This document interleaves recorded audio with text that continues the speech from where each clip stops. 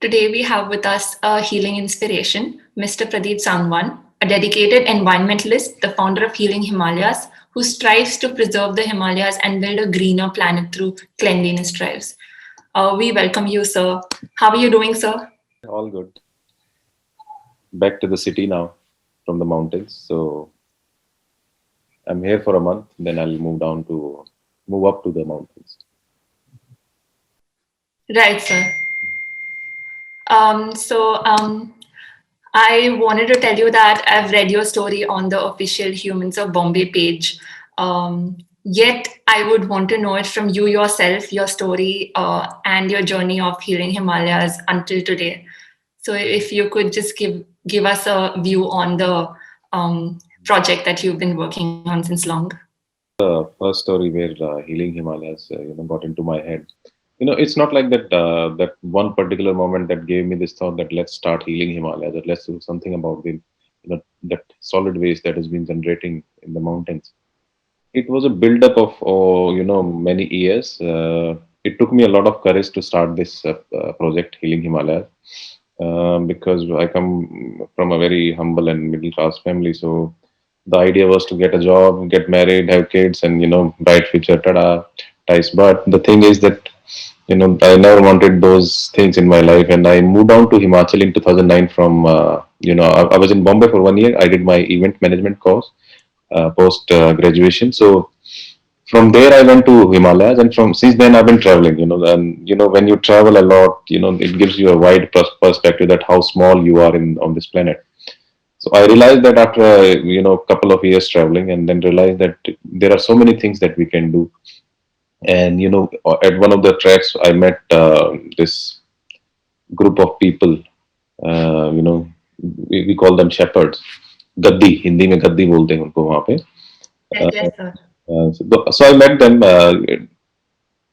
them accidentally. I was going for a trek from Chandatal to Surastal.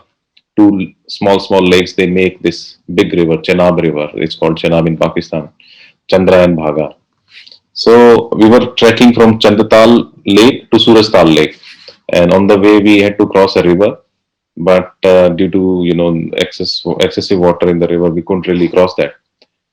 And then we were forced to spend some nights with the shepherds, and they were amazing. We were hungry, and they offered us food, the best kadi chawal on the planet Earth that that we had that day. And then they started sharing their stories, and I saw their lifestyle.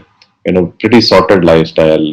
One of the most difficult terrains of the world, and yet their lifestyle is very eco-friendly. Almost negative carbon footprints. So there I realized that people like them who are so close to the nature, and they are not educated enough, still they care about their the surroundings and the planet they live on, especially the area where they live most of the time.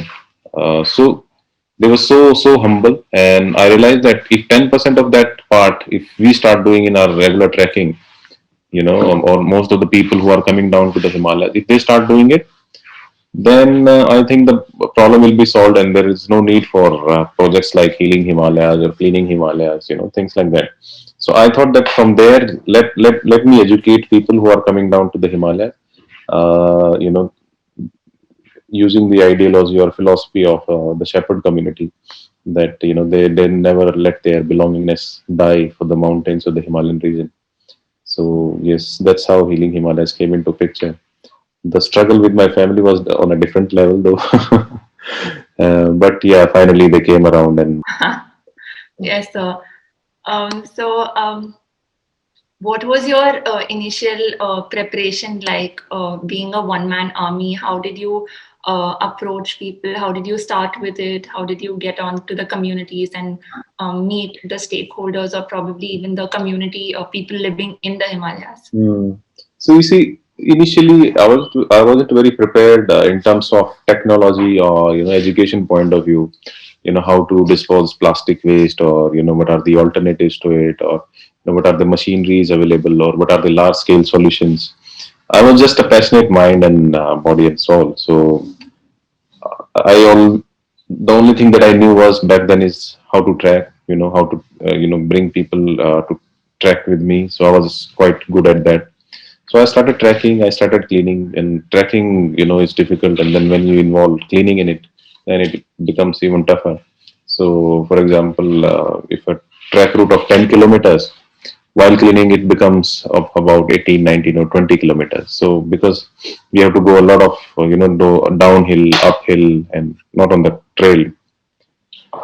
So, yes, initially it was mainly about cleaning, engaging people, but then eventually, I realized that I need to do more beyond this. There should be a, holistic approach behind it. And after cleaning for 2 3 years, I realized that whenever we clean, we need to, look out for a place where we can dispose our waste properly. So I figured out that, what are the, local municipal corporations are doing regarding the solid waste, or the other recyclers, or what are the, sustainable options to dispose the plastic waste. So that's where came up with the idea that we need to create these small scale waste collection units. This is our project also that we are currently doing. So we started building these waste collection units in various parts of Himachal. To start with, the first waste collection center came up last year only, and the operations for the same will start in April. So what are the, significance of these waste collection centers? Is that whenever, somebody uses anything and then they look out for option to dispose their waste, they can always give their waste to that waste collection center, and from there we can segregate it further and then channelize into multiple directions, whether it is MLP, multi-layer packaging plastics, or it's PET bottles or glass bottles. Multiple options we have once we have neat and clean segregated waste with us. So the holistic approach is, continuously do these cleanups, cleaning drives, engage local communities, volunteers from all across the globe, administration keep pushing them towards the right direction. That's one of the most important aspects. Then regular, intervention at policy level. And the third, providing resources or alternatives. Just educating people is not enough now. You need to give them alternatives. And once they are educated enough, they'll ask you the question that now, we don't really want to throw our garbage into a river body, or we don't want to landfill it, or we don't want to open air burn it. So what are the alternatives for it? So that's where I'm working these days. We came up with one waste collection center, and we are coming up with many more. Right, sir. So, speaking about bringing people all across the globe, I see that a few days ago I saw Healing Aravalis on Instagram, Mhm. and then I saw Healing Kerala on Instagram as well. So, I just want to know how was that journey of yours, from switching, not switching, but from expanding it from Healing Himalayas to Healing Aravalis? Did people approach you, or how did you get to know people from that space, that area? And There are so many concerned citizens out there. They never had the idea how to, go about it. So now they've seen the way we work, the way Healing Himalayas or I work, and all we need is one local champion to replicate the model. And once we have that kind of person who's passionate about protecting or, saving our environment, especially from solid waste, then we give them the whole, process, or, educate them about the SOPs of how to, go about it. Although, they need a lot of time from me also, so I have to spend a lot of time with them. That, initial stages are difficult because, volunteers will not come easily. So we need to keep on engaging. But yes, the idea is to replicate the model, create these small chapters. We recently started healing Aravali's. Now we are going to start, two chapters in Uttarakhand, New Tihri, and then in Rishikesh also. And there are multiple, that's really amazing. yeah, and also to engage students, we are, there's a campus, North Campus, Delhi University, North Campus in Delhi.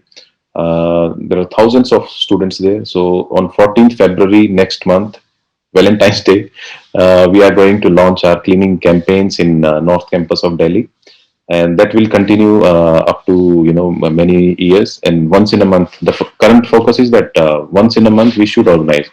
Healing Himalayas is very well established in terms of organizing cleaning drives. So we have a calendar, dates, volunteers, everything is aligned. But rest of the places we are just focusing. Just let's organize one cleaning drive in that particular area, and then we'll move on. As the time progresses, we'll get to know, which direction we have to go. So, but Initial stage is to organize cleaning drives, motivate people, ruin their Sundays, and then eventually get into their weekdays. Right, sir. So, not ruining Sundays. I think over the times when they see an evolution, a change coming in the environment, they definitely enjoy it. They are enjoying it. Yeah, yeah. So, Healing Around Sunday, last Sunday it was amazing because first couple of hours we did the cleaning drive, then we did a walk in the forest, and we went up to a lake, very beautiful lake, a man-made lake. Obviously, there was a mining site there, so it was filled with water now. So it was beautiful, wonderful. right. It was so close to the city, and yet nobody knew about it. So although I prefer, that place stays unknown. Yes, sir. But sir, you spoke about a calendar that Healing Himalayas is pretty established. All of us know that. No, like all of us do follow your project, your idea.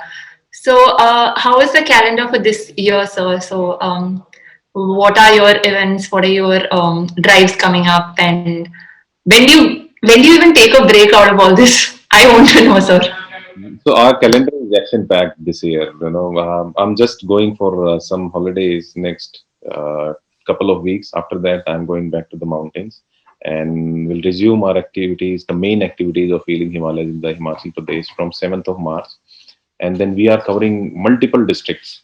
It's Shimla, it's Kullu, it's Kinnaur, then Lahore Spiti, Mandi, 4 5 districts we are covering, and every week I had to change my location. The first week I'm in Shimla, and then basically we try and make our calendar by the first week of January, and we share it amongst volunteers, and and then they register on our website, and from there they come and participate. And we connect with them through emails, social media. There are two options, and then we keep on updating about our cleanups. This is our first half calendar, first half yearly calendar. The second half of the calendar will come by the mid of June. So people who want to participate and come down to travel for a purpose, track for a purpose, just not for yourself, and give back to the society, nature, and especially the Himalayas. So you should, once in a while, try and participate with us. And yeah, so this is how we are, functioning so far. So I have to walk about 2,000 kilometers this year in the Himalayas. So this is my every year's resolution, maybe you can call. New Year resolution, right, sir? So every year resolution. Yeah, yeah, it's like I'm committed. So I'm planning to stay in the field for up to by when I'm 60 years old, up to that age. So after that, I'll Uh, retire. I'll work from the office. Then I'll become the armchair environmentalist. Yeah, so I would like to stay in the field, work at the grassroots level. And recently, the Gram Panchayat elections happened in Himachal Pradesh, and I was looking forward to some young, sarpanch or pradhans or village representatives. And there are so many, and I got a call from few of them that our mandate was that we should build a waste collection center in our village. I was so happy to see that people are trying to replicate the idea, especially the young leaders of a small village, and they are concerned that the solid waste management should be there. So I just had a call yesterday with a friend who won the election, and now we are going to build a small scale waste collection center in that valley also. that's really good. So, coming to about waste collection from cleaning drives, so we've seen out there on Instagram and on social media, a lot of people have virtually, like, really been there and seen it. A lot of people have virtually seen it. So, I want to know about your waste collection system. How do you carry that? And is it your involvement with the volunteers for the same, or do you have another set of stakeholders who help you out in that? No, mainly it's all volunteer based organization, and whatever we do it via volunteers. So, for example, while trekking, when we go up, we collect the waste, we put it at a location, and while coming down, we bring it back on our shoulders, on our back. So this is how we do it. But when it comes to glass bottles at the track routes, it's difficult to carry them. But plastic is easy, although the volume is bigger, but the weight is less. So mostly it is like that, and there are no other alternatives. Some at some track routes we use horses, mules, but mostly it's volunteers. And at track routes where it has become motorable, then we use vehicles. But at the same time, when it's motorable, the amount of garbage is used. So that's about the track routes. But now what we are doing is we're trying to engage the villages around the track routes also. And the focus area of our, building these waste collection centers is around those villages only, where the track route is, and also the villages. So, providing alternatives to the local community is also, very sustainable, because once they have the option of disposing their waste, then they will start educating the travelers or trackers who are coming in, because True. unless and until they don't have an alternative, they are always like, we don't really have an option. And most of the time it's like open air burning of plastic waste wherever you go in the Himalayan region, whether it's Himachal, Uttarakhand, Northeast, or maybe in the plains also. They just burn the plastic waste. It's not there anymore, so it's gone from their side. But every small pollution adding to the 2 degrees of our concern, that is the focus of UN nations also. By the end of this century we should restrict those 2 degrees. And Yes. our contribution to that is mainly through solid waste management in the Himalayan region, protecting our marine or aquatic life, at the same time the wildlife in the Himalayan forests. So yes, this is how we working. Lockdown a blessing in disguise for the environment, in a way that there were less people coming in, very less tourists, so no garbage? Or was it challenging phase for getting volunteers because people were at home? So It was a, what was the it was situation like? it was the year of the great realization, I would say. And people who wanted to realize that was the importance of nature and surrounding, they must have got the idea and gist of it. And so many people who were living in the cities, they came back to their villages, they came back to their roots, and they started doing farming, organic farming, and they brought all those ideas back to their village and started implementing that. That's one thing. But the short term respite that COVID gave us, or not us, but the environment around us, was, again, very short term. So we are back at it. We are back at burning coal. We are back at burning fossil fuels. We are here. So, last year, we for the first time we saw Yamuna neat and clean, and we saw marine life, dolphins in Yamuna. But now it's same again. All the the solid waste is being dumped in the river bodies. So we are back at it again. We are doing the same, creating same problems and creating same situations that led to COVID or multiple other disasters. So short term respite, we saw the trailer, we got a good insight about it. I think we need to learn a lot from COVID and COVID times actually, and replicate. And I would suggest we should have a lockdown every month, one day at least. Yes. So that we continue giving some peace to the nature around us, the wildlife around us. And we've seen so many, uh, we were talking about birds in the lockdown, that, oh, see, there's this bird, there's this that animal that Yes, sir. going around in the cities. So there are so many things that happen. And but you know we are again bound by these routines that we have for many years, and then we can't really change that overnight. But there are certain habits that we can. And small simple steps, simple steps, such as ditching plastic cutlery, which COVID brought back to our lifestyles again, because we are back in the culture of use and throw, because we can't really use each other's utensils because it's not safe now. So you see what's happening again. Because of COVID, so many things happened, so many realizations happened, but now it's up to us that how we want to take it forward. Picking up the things that people are throwing, whether in Himalayas or anywhere in the environment for that matter. I really want to know that this motivation, like, from the starting, I know that you've been a one man army handling even the promotion or like of it, motivating the people, bringing awareness about it. So, like, there might be days, sir, when things might be like, oh, how am I going to do it? Or there might be days where you're overwhelmed, where, you're like, this is amazing. What I did was like the best thing ever. Yeah. So, could you talk about how you got over the challenges and really what self motivation did you give yourself about it? I think, see, I had the opportunity to enjoy both the days.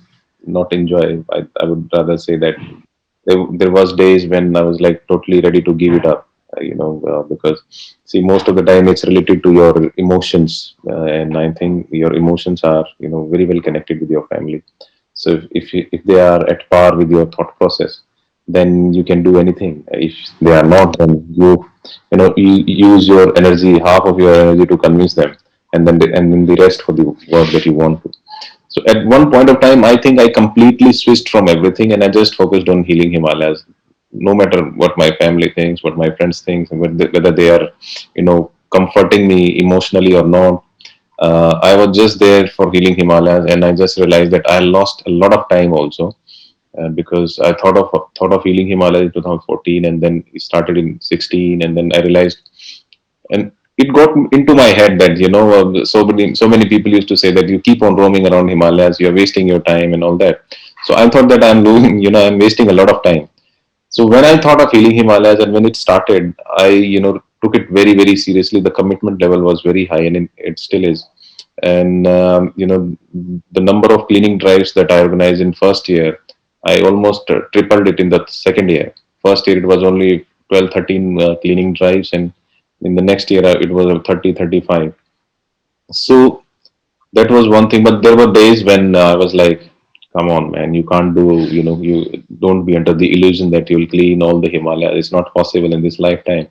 Then comes the practical aspect of it, that when I know that I have to do this cleaning drive, but I'm very lazy. So what I do is I always announce it that I'm doing this cleaning drive. So everybody is like, so the people around me becomes my energy. Then when I feel demotivated, they come and, oh, let's do this. I will do that. Don't worry, you just be with us. And then eventually I pick up. So this is the practical aspect of it. And yes, there are times when I'm overwhelmed. Recently, I got the surprise that Prime Minister got to know about my work, and then he praised the work, and I was like, really, that's really wonderful of him, because he's been the real ambassador of Swachh Bharat mission, and he restarted the whole campaign in 2014.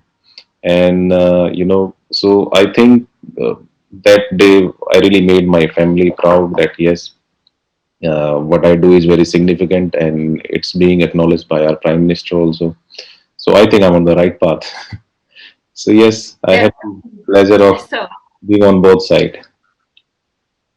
Yes, sir. And the So, people who are listening to this, please remember that if you are demotivated today, next day you will be, so high on energy that you might take on not just the Himalayas but also the plains and the oceans and everything. So hang on. yes, sir. I Thank. hope you reach greater heights on the same.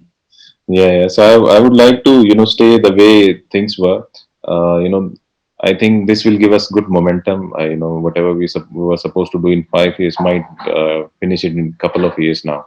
So that's one thing. And I would like to stay engaged with the, our ground activities, our local communities, and they are the real, beneficiary of the work that I do.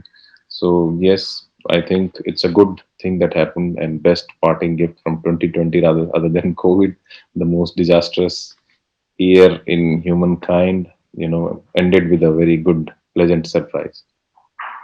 Laura, I just have like another question on education aspect, as how can education be the medium to bring awareness about environment sustainability and waste management among the school students? So, is this particular subject being incorporated in curriculum going to be useful, or in a practical sense that the children go outside and work on this field would be useful? Yeah, I'm more of a practical man. I'm more of a ground man. So I would rather suggest that take your education from books to the ground. Educate some people around you, and then in the process of doing so, you will also learn a lot of things. For example, a very simple thing: when a school kid go out for a cleaning drive, maybe in the Himalayas, so somebody is from a city such as Delhi or Gurgaon come down to Himalayas and then do a cleaning drive, they will remember it all through their life, and the kind of experience they'll get with us, or maybe other organizations also. So they will remember it rather than teaching them through books. It's I think we should change that part at least, and we should start taking them out on field more often. So practical aspects should be there. Education through ground action, which is our ideology. Also, we always try and push it. And we try and engage students, school kids, college, maybe corporates, everybody. So we try and give them a different perspective of how to travel and track, and at the same time a better, different side of our education. So I think it should be 50-50. And that clearly showed how education is the first way to reaching out to the people and actually impacting their lives to work on this. You see, considering So, we are a very, very young nation, no? Right now, India is one of the youngest nations in the world, and we have so much of energy, so much of potential. Now, how to, divert that energy into right direction? That's very important. So, as an how the channel. yeah, yeah, as an individual, I always feel that I am not reaching out to so many students. I'm trying my best, but there are so many aspects are not covered. So hopefully we'll reach each and every student. Maybe we'll take them out for a small travel and trekking for a purpose campaign, because most of the time we just look out for luxuries. I want this, I want that, and there's a life beyond that also. So we need to focus on that through our activities, through our education. So especially in these online periods where all of us are only sitting in front of screens and day and night only working on that and interacting with people on this. So it's very sad to see that we're not able to go out. But Of pushing students towards coding and everything, that's also a bizarre thing to say. And most of the companies are forcing young kids who are supposed to play in the field, enjoy rain, get muddy and all that stuff.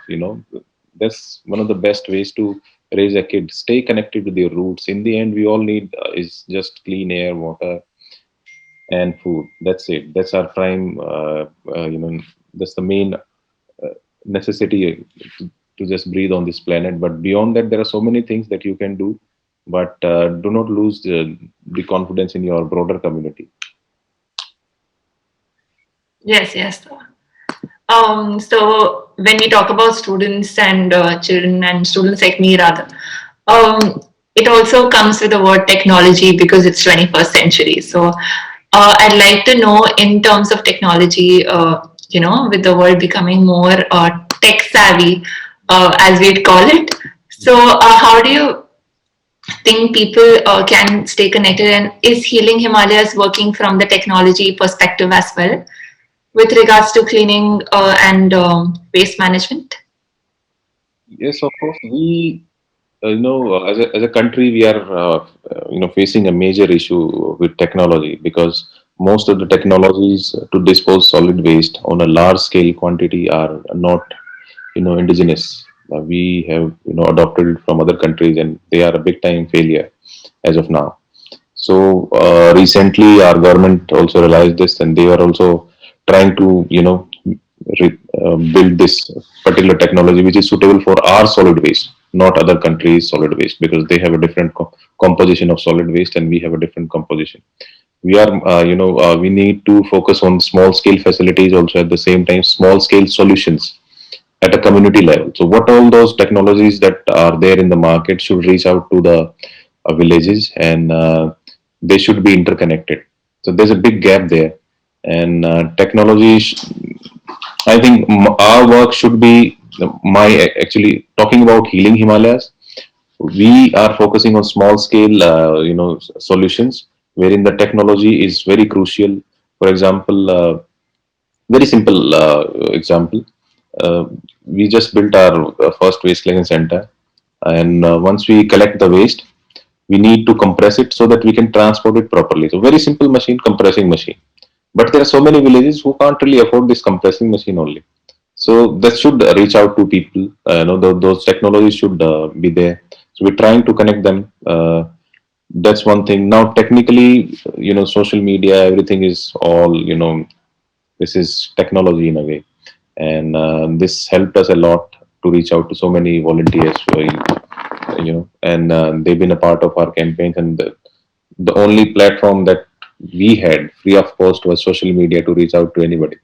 So technology proved, now it's up to us where you want to take the technical part of your life, with which direction. So we were really blessed to have so many, because see, there were people 10 years ago, 20 years ago, there were so many people who did something similar but might never got recognized because there was no technology to showcase their work. But now there are so many people who are doing any sort of work in whatever small capacity they are. They just post it online, they connect with other people, they try and teach other people. So multiple aspects of technology that can be used in both ways. Why? Just to mitigate the solid waste, maybe try and measure the number of glaciers, how the uh, 10 years ago we never had that kind of technology, that how many glaciers are there, the amount of ice is decreasing, or things like that. So all the scientific stuff are coming from technology. We have put up so many satellites up in the space, so they keep on measuring, and again the 2 degrees Celsius concern. If we don't really focus on that, we lose 75% of our glaciers in the Himalayan region, and there are 1.3 billion people who are dependent on it. So technology is going to be a boon, I think, in this regard also. So I just hope and believe that this conversation and your upright thoughts and your ideas, your projects would bring in intellectual stimulation to not only the youngsters but to every individual using environment resources today. Yes, Thank you so much for joining in, sir. I had a great time, and it is. I take my honor to actually talk to you. It's my honor. It's my privilege to talk to you. So thank you so much for joining in, sir. thank you so much, and to all the listeners, maybe Thank you, who sir. is watching today or maybe later, Yes, just definitely, sir. just a simple request: try and engage yourself, beyond a certain limit. That is your family or friends. There is a life beyond that, which is your broader community, the very community upon which our life thrives. Yes, yes, sir. And Definitely. give that respect to that particular community, which is our air, water, soil. You know, very simple. Yes, sir. So yeah, that's it.